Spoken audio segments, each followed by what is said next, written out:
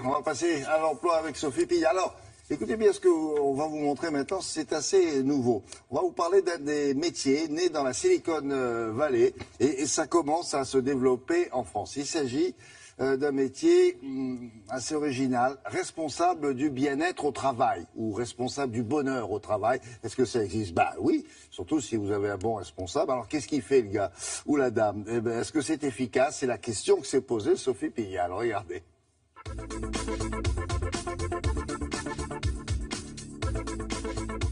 C'est principalement dans les startups que l'on rencontre des directeurs et des directrices du bonheur. Leur mission, faire en sorte que les salariés se sentent bien sur leur lieu de travail. Nous avons lancé le site Little Market en décembre 2008. On était 3. Aujourd'hui, on est un peu plus de 50 dans l'entreprise. L'idée, c'était en fait de proposer à des personnes qui ont du talent, donc des artisans, des créateurs, de vendre directement sur une plateforme leur création. Donc on a eu l'idée de lancer une place de marché dédiée aux produits féminins. En tant que manager et en tant que chef d'entreprise, on avait des idéaux, en tout cas, sur la façon dont on voulait gérer notre entreprise. Quand les gens sont bien dans leur job, bien dans leur entreprise, ils travaillent mieux que s'ils étaient sous pression permanente.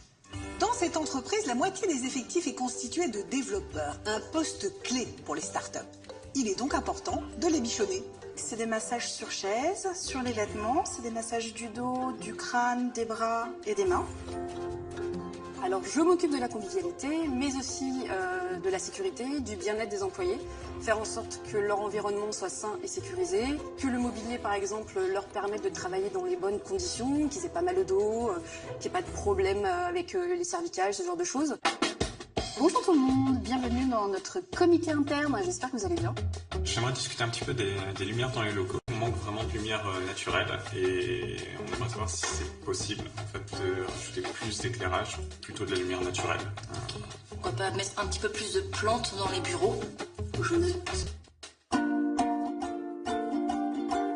Il y a également le fait d'organiser donc des pots pour recréer de la convivialité, faire en sorte que les gens se rencontrent autour d'un verre et puissent parler autant du travail que de points personnels. On a des gens qui peuvent être malades, il y a d'autres personnes qui ont des enfants et qui ont besoin de rentrer plus tôt parce que la nounou n'a pas pu venir ou elle doit partir. Donc on est équipé en fait de matériel pour que les gens puissent prendre leur ordinateur et travailler chez eux.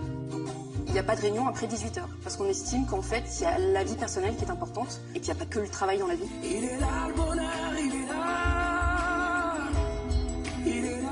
Ça contribue à garder les personnes dans l'entreprise. Si on regarde ce que ça coûte de perdre quelqu'un dans une entreprise, entre perdre le savoir-faire de la personne, perdre finalement toute la connaissance et l'historique que la personne avait dans l'entreprise, devoir trouver une nouvelle personne avec l'incertitude qu'on a puisqu'on ne sait pas finalement qui on va trouver à la place, les coûts de recrutement, etc.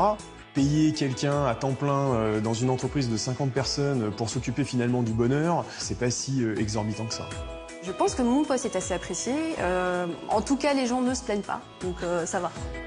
Directeur, directrice du bonheur, un poste au contour encore mal défini, mais qui visiblement répond aux attentes des salariés.